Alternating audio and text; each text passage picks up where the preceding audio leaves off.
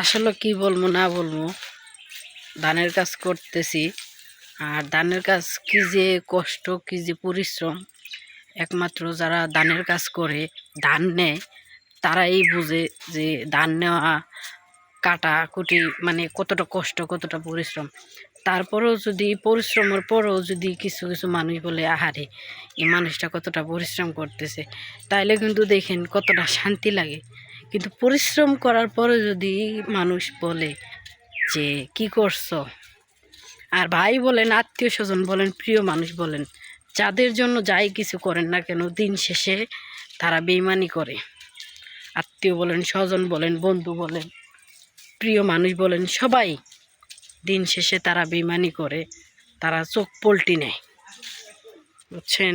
এই কারণে কারোর জন্য কোনো কিছু করতে হয় না, তারপরেও না করে পারা যায় না। আর আমি মানুষটা তো অন্যরকম একটু, আমি যার জন্য যাই কিছু করি না কেন, তারপরও কারোর কাছে একটু মন পাই না, কারোর কাছে কোনো কিছু পাই না। তারপরও আমি আল্লাহ পাকের কাছে বলি যে আমি আল্লাহ পাক আমারে যদি ভালো রাখে বা ভালোবাসে তাহলেই হইব। আর আমার জনগণ যদি আমার ভালোবাসে, কে ভালোবাসলো না ভালোবাসলো আমার দেখার দরকার নেই। তারপরও না মনের ভিতরে অনেক কষ্ট থাকে।